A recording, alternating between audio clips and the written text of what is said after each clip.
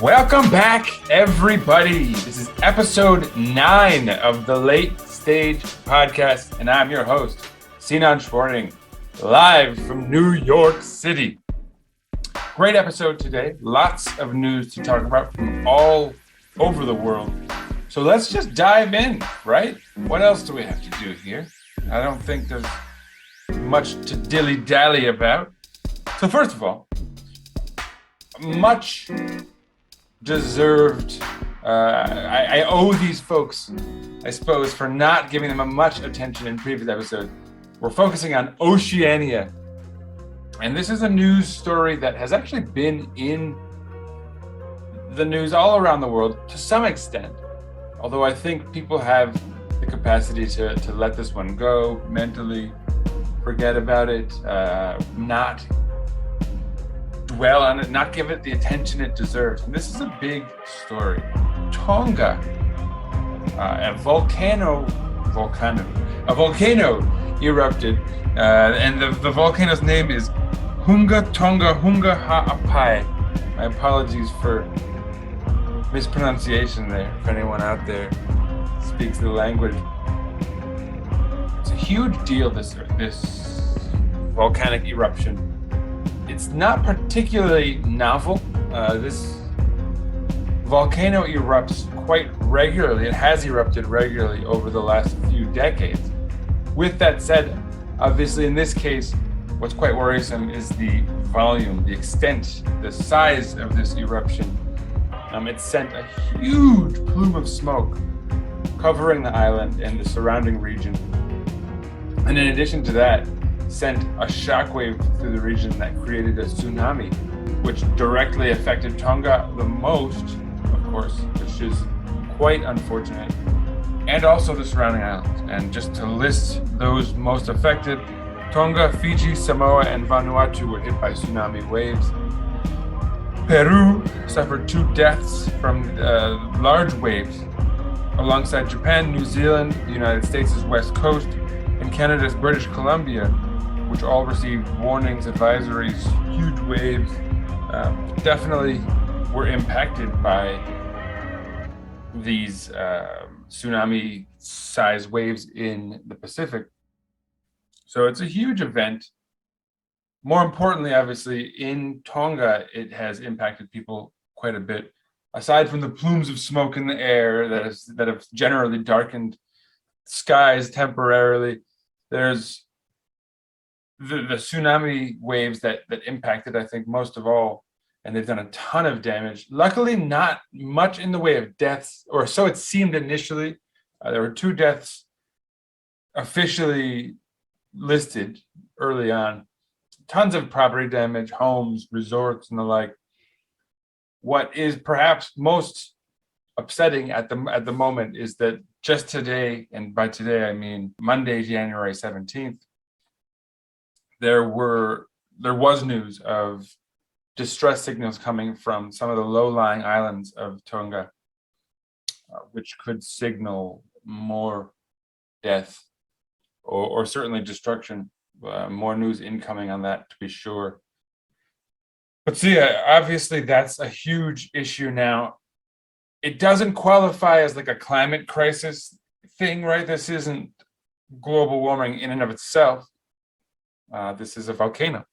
However, the reason climate change does come into play, all of these low-lying islands in the Pacific have been impacted immensely by climate change already, with sea level rising. So you can only imagine that this exacerbates things even more.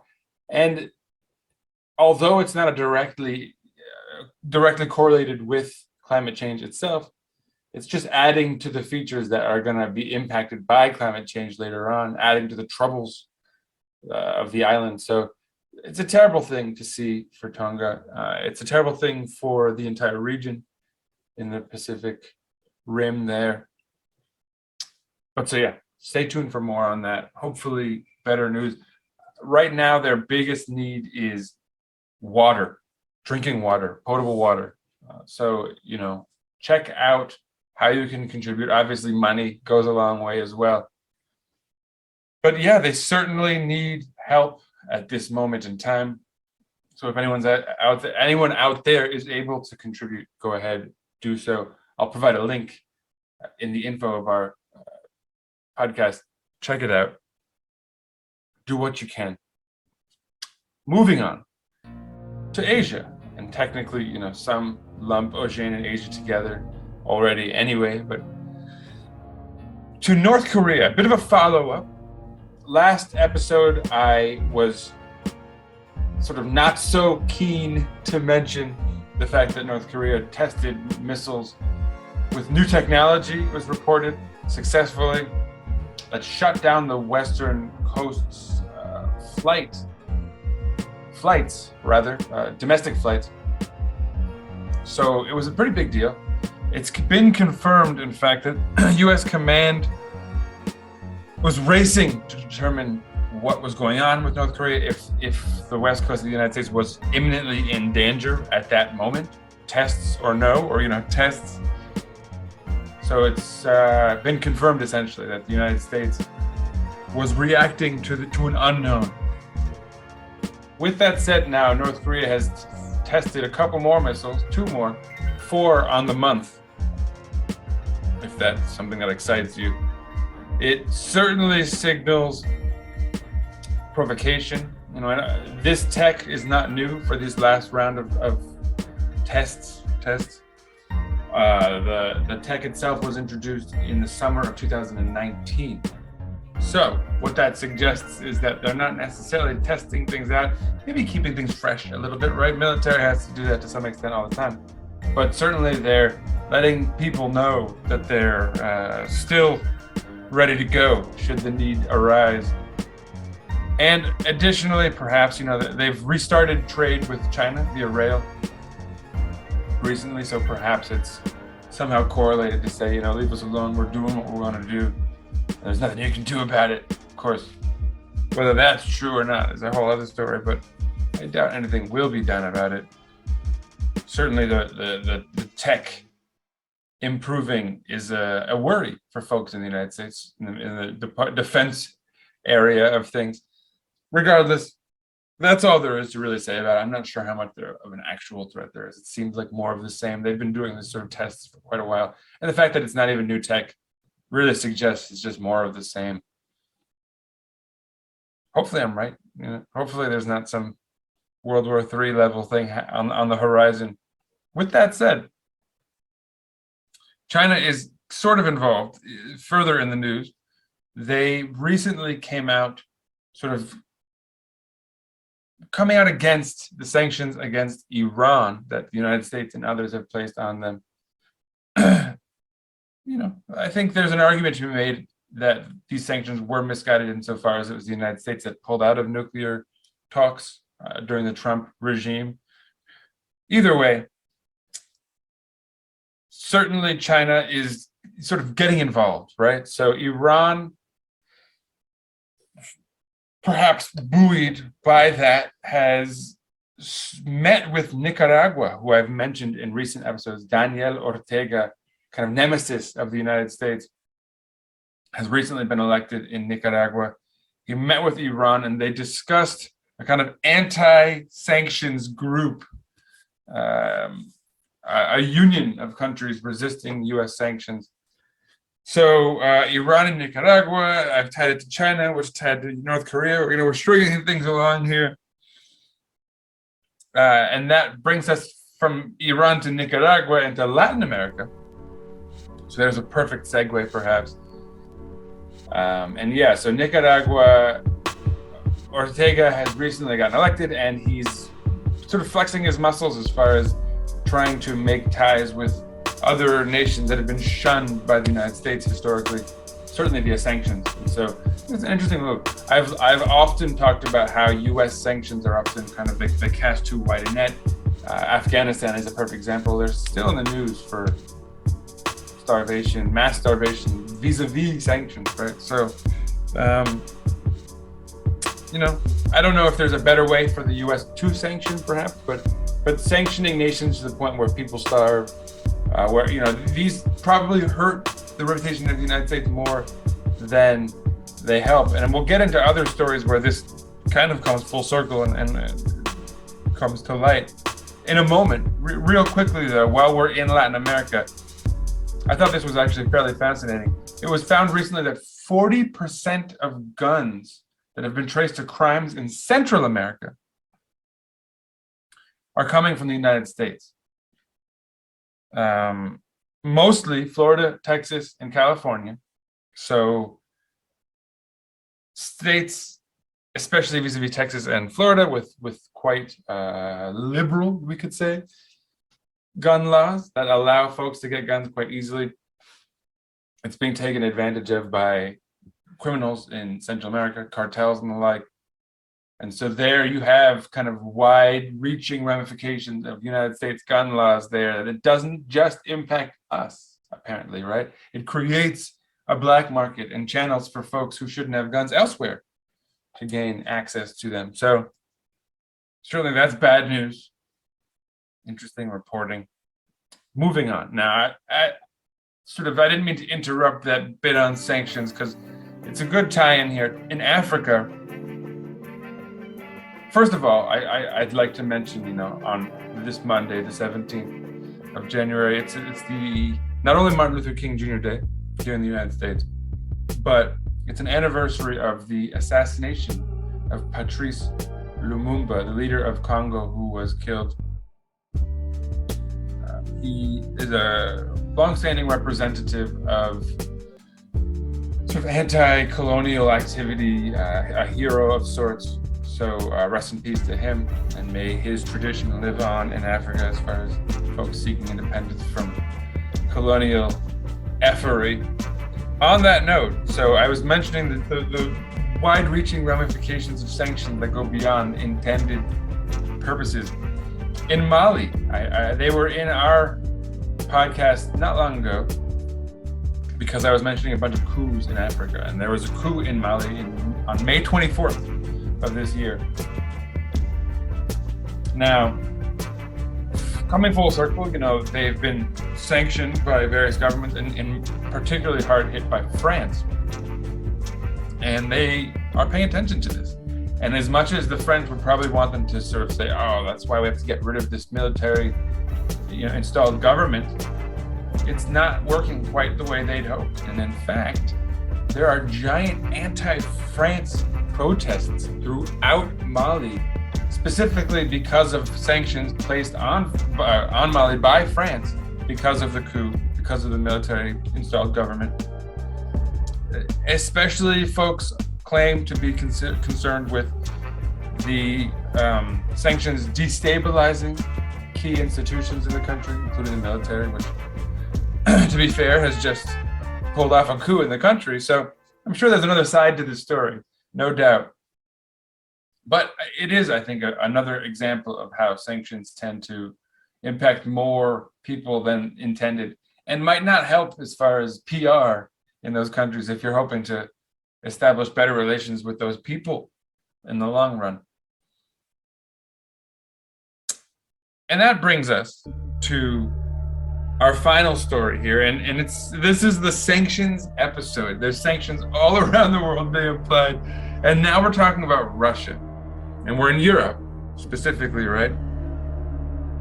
Tensions along the border with Russia and the Ukraine are well reported, and I'm not going to focus too much on those tensions and the problems underlying.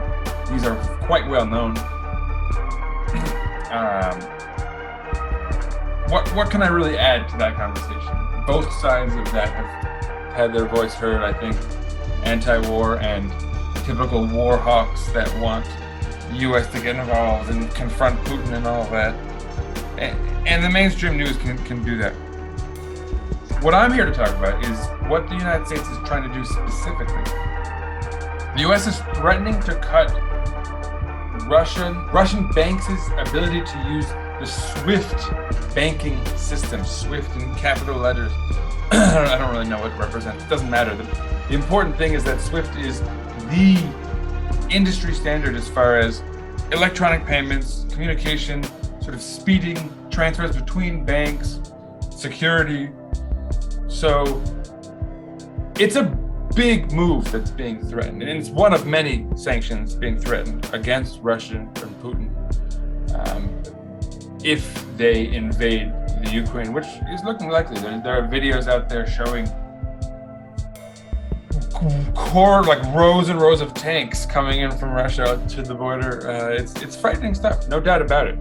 Anyone who's against war, myself included, doesn't want to see a war happen there. And given the ramifications of this, as far as it expanding beyond the two nations, right? This would be a big one. I think we could all agree. It's really, again, on the cusp of Europe. Europe would want to be involved, would inevitably be involved.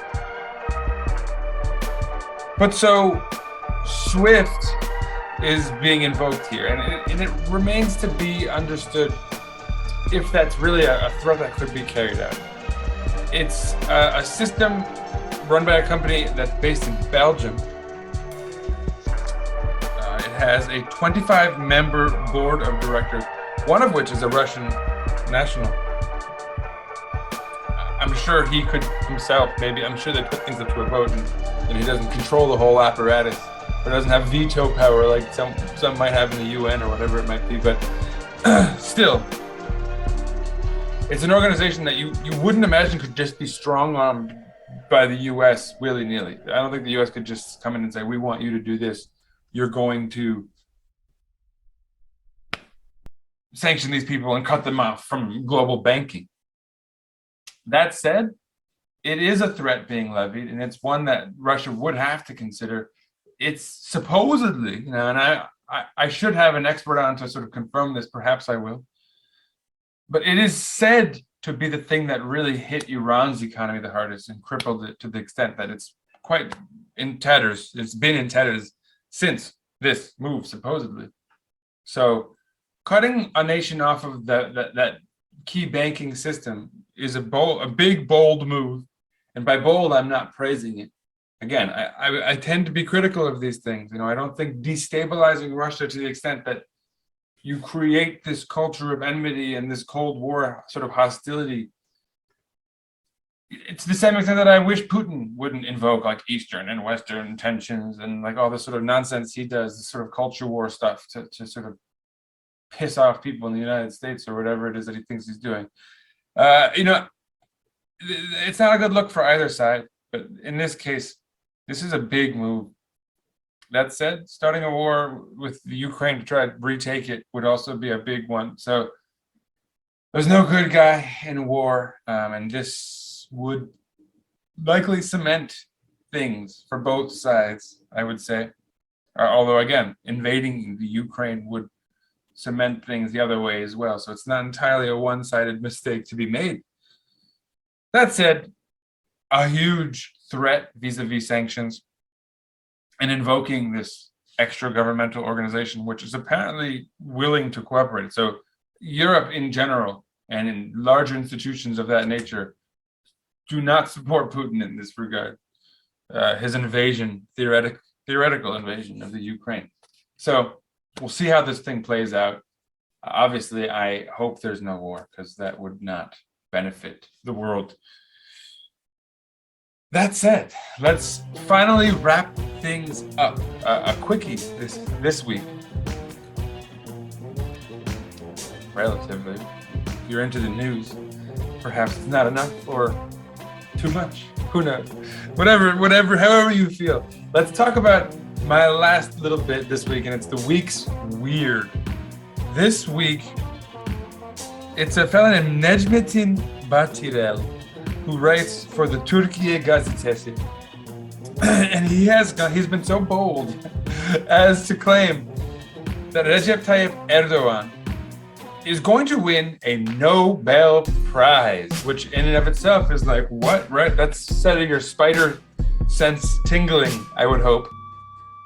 If you recall my episode with John O'Carr in the past, that doesn't sound right. And here's the kicker.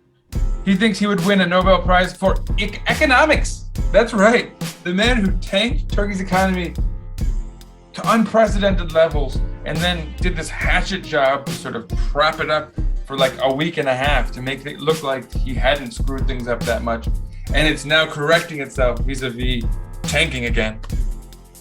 That man is apparently in line for a Nobel Prize in economics for the work he's done destroying Turkey's economy.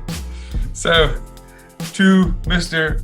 Batirel Bey, Senor Batirel, you get the week's weird. You are the weirdo of the week for that outlandish claim. Anyway, that's it for the Late Stage Podcast this week. I hope you're enjoying things. You can support us on our Patreon. I'll try to update it soon. Yeah, again, it's just a means of supporting the podcast if you enjoy. No obligation by any means. But yeah, that's it for this week. Follow us on Twitter at LateStageTrib. Follow myself at Sir_Writes_a lot. And as always, peace out, folks. Hope next week provides some better news.